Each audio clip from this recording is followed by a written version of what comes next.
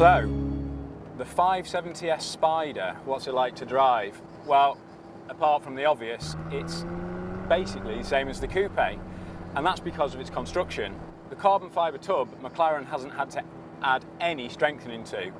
The only extra mass for this Spider is the 46 kilos from the roof mechanism, which means that dynamically it's very, very similar to the 570S. Also, by keeping the weight down, it means the performance is almost identical as well. In fact, it is identical. The 0 to 62 time of 3.2 seconds is the same as the coupe. From 0 to 124 miles an hour, it's only 1/10 of a second slower, and with the roof up, the top speed is exactly the same. Dynamically, it feels broadly identical. I mean, the steering is lovely. Just like all McLarens, it's hydraulically assisted, and it's a lot better than an R8 or a 911 turbo. The feedback you get is lovely, it's beautiful. It just sort of wiggles and writhes on twisty roads like this. Not uncomfortably so, but just to tell you enough of what's going on at the front axle. And there's a lot going on at the front axle because this thing generates an incredible amount of grip. You can really rattle it through corners and lean on the front tyres because the structure is so stiff. And again, that comes down to the carbon fibre construction. However, there are some flaws, and just the same as the coupe, the motor is one of them. It's very effective, with just under 570 bhp in a 1300 kilo car, a little bit more you'd expect it to be, but the twin turbocharged V8 is a little bit laggy, so you have to sort of work through the boost. But once you get the turbo spinning, it has a really solid wall of torque.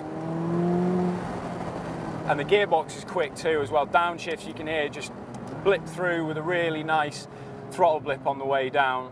And that engine is not the most hourly inspiring sound going. There is a glass partition that you can lower with the roof up, which gives you access to a bit more of that V8 blare.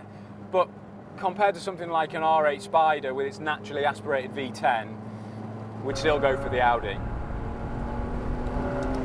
However, it comes back to the McLaren's chassis, and this delivers something that the 911 Turbo Cabriolet and the Audi R8 Spider just can't compete with. It feels more exotic because of that construction, and the messages it relays back to the driver just egg you on to go harder and harder.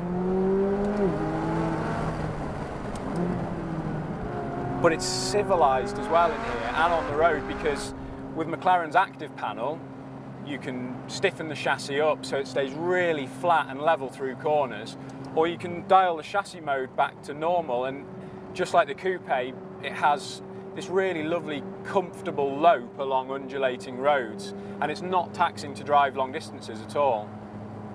And partly, that's down to the refinement, because if you back the speed right off to just under 25 miles an hour, you can put the roof up on the move, and once the composite panel's in place, the refinement levels are basically identical to the coupe.